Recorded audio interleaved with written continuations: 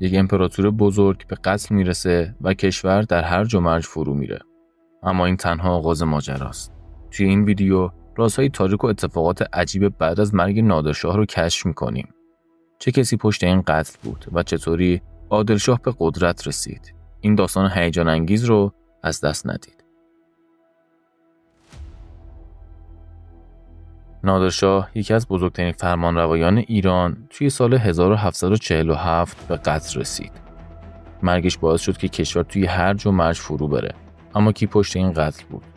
بعضی‌ها میگن که نزدیکانش به خاطر ظلم و ستم‌های اون دست به این کار زدن.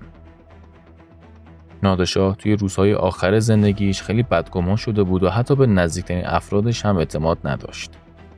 بعد از مرگ نادرشاه، برادرزاده‌اش علی قلی خان که بعدها به عادلشاه معروف شد، به قدرت رسید. اما چطوری تونست قدرت رو به دست بگیره؟ علی قلی خان با کشتن تمامی فرزندان نادرشاه از جمله رضا قلی میرزا و نصرالله میرزا و حتی کودک 4 ساله نادرشاه به نام محمود خان راه رو برای خودش هموار کرد. اون همچنین تمامی زنان نادرشاه رو به قتل رسوند و تنها شاهرخ میرزا نوه نادرشاه رو مخفیانه نگه داشت تا در صورت نیاز از اون بتونه استفاده کنه.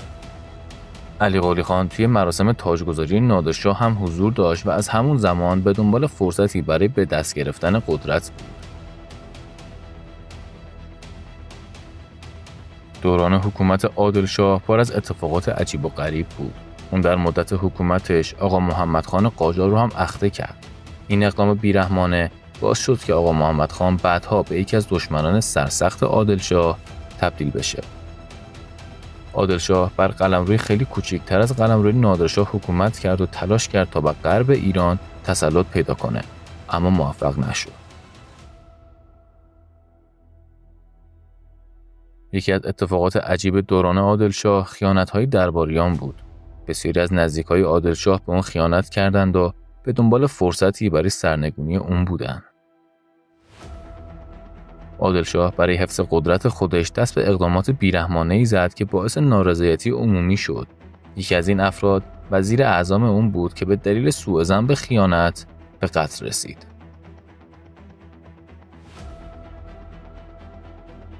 در این دوران شورش‌های مردمی هم به اوج خودش رسید. مردم از ظلم و ستم‌های عادلشاه به سطوح اومده بودند و به دنبال راهی برای سرنگونی اون بودند. یکی از این شورش‌ها شورش مردم خراسان بود که به شدت سرکوب شد. عادلشاه برای سرکوب کردن این شورش دست به اقدامات بیرحمانه‌ای زد و بسیاری از مردم بیگناه رو به قتل رسوند.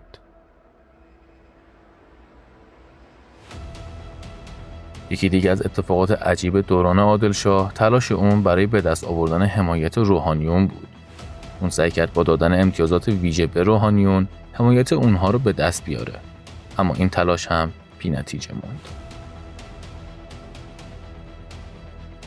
عادلشاه همچنین تلاش کرد تا با ازدواج‌های سیاسی قدرت خودش رو تثبیت کنه. اون با دختر یکی از فرماندهان بزرگ ازدواج کرد تا حمایت اون رو به دست بیاره، اما این ازدواج هم نتونست به اون کمک کنه و به زودی به دلیل خیانت‌های درباریان و شورش‌های مردمی حکومتش به پایان رسید. حکومت عادلشاه طولی نکشید و اون هم به سرنوشت نادرشاه دچار شد. برادرش ابراهیم شاه افشار که حکومت خودش رو در غرب ایران مستقر کرده بود، علیه اون شورش کرد و عادلشاه رو خلع کرد. عادلشاه در نهایت به قتل رسید و ابراهیم شاه به قدرت رسید. اما این پایان داستان نبود، چون دوران افشاریان به زودی به پایان رسید و سلسله‌های جدیدی توی ایران به قدرت رسیدند. ابراهیم شاه هم نتونست مدت زیادی حکومت کنه و به زودی توسط نیروهای مخالف سرنگون شد.